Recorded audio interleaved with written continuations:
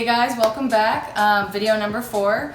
So it's been taking me a little while to get this video going just because I've been starting school at U of H and can you not do hand motions in the back? Don't pause it. Okay. Just start it. Okay, director. Okay. Today we're going to be cooking banana bread. I love banana bread. My boyfriend loves banana bread. My family loves banana bread. Everyone loves my banana bread. Let's get it started back to where we came from. Okay. Anyways. Alright, so first off, for the banana bread, the ingredients you're going to need is some all-purpose flour, some salt, some baking soda, Baking soda! some nanners, some eggs, some ba'a, some brown sugar, and this is optional, some pecans. I'm going to grind those up and sprinkle them on top, or maybe inside, see how I'm feeling. This is my apron. You know, my uncle got this, but I have taken it and made it mine. Got some skulls on, as y'all can see. Got some pockets. This could be tightened up a little bit, yeah. But anyways, you gotta know what you're doing and look good while you're doing it. So let's get it started, folks. Alrighty, so we're gonna put 2 cups of all-purpose flour in our banana bread, folks. It's gonna work out. 2 cups. Practice our counting. Next up, we will begin with 1 teaspoon of salt. Oh wait, maybe I said, yeah, excuse me, 1/4 teaspoon of salt. Salt is a little secret ingredient that I feel like bakers have used back in the day, but now it's known to everyone, but it really does good, you know. Just that little bit of salt goes a long way. And next up, we'll have 1 teaspoon of baking soda. We're gonna stir that all together in a separate bowl. Put a whisk that. Gorgeous! Take a look! Alright, so we're going to put our dry ingredients to the side. We'll get back to that. Alright, so we're on step 3. We are going to put we have our brown...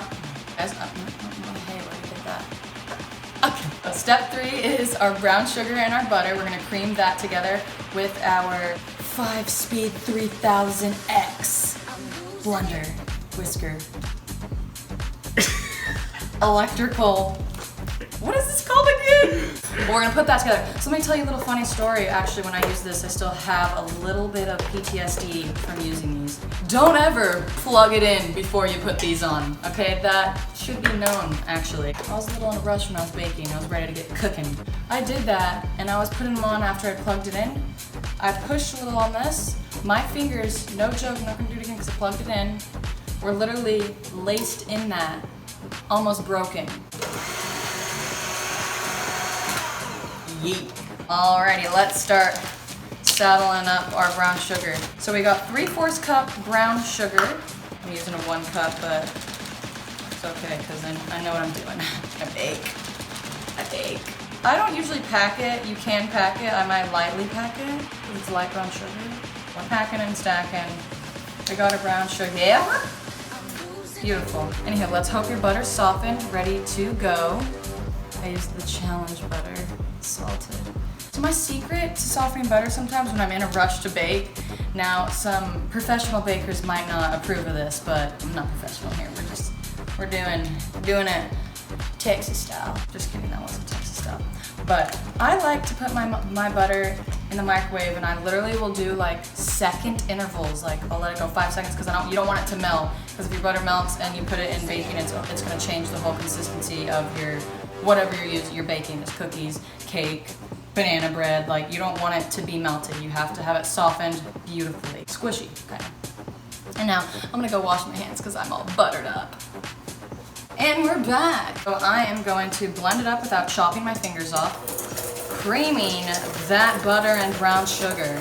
It's a little lumpy. We're not at cream. Now let's kick it up a notch. I'm kicking it into high gear. Alright, don't let your apron get in it now. We don't want to get twisted. Or do it. We have creamed the butter and brown sugar. Creamed the butter and brown sugar. Now I'm going to get my handy dandy spatula to wipe her down, to clean it up here. Because we got a lot to clean. That's for sure. Step 4, we are going to crack and smack our eggs into our brown sugar ba'a bowl. Ooh, that was a little violent. Oh, I meant to show off my one-hand egg crack. I mean yeah, that, okay. That's what aprons are for, right? Blend those up together. First the eggs in before the nanners. Get a handy dandy fork and start mashing those nanners. I use 3 bananas and 2 eggs. Sorry, I forgot to tell that. I figured y'all could count on your own. And you launch those in, start mashing them up. Alrighty, so we have our banana peels and we're gonna put those in too because that's the secret ingredient. Just kidding, folks. So we mash the nanners in our recipe over here. I mean, in our bowl. Get mad at it. You tell your ex-boyfriend he's done, or your girlfriend, or your doll. So we keep on mashing. That's why I work out, to mash. I'm not gonna show you my muscles though, those are too much. I might have some secret guns in the back, but not in the front, folks. Not in the front. All right, Jim, come mash over here for me. Bet. I need a real man to do it. Get to mashing. No, that's stirring. We're mashing. We're mashing. Show the camera. Mash. Show the camera you can mash. We don't want chunks. We wanna mash those. Mashing and bashing. So mash. You're stirring again. I'm saying mash the banana. I am mashing. And then you find out that Jim is on roids. No. False. Alright. I'm done. You're not, but... I don't want to do this. Okay, get out then. You're stirring. Okay, I'm actually gonna do some blending. We have all of our nanners mashed in our brown sugar, egg, and ba'a mixture right here. Fabulous. We are going to move on to step 5. Always keep cleaning up your area too, because I don't like a messy area. It kind of makes my mind cluttered. So I keep my area nice and clean where I'm cooking for the most part.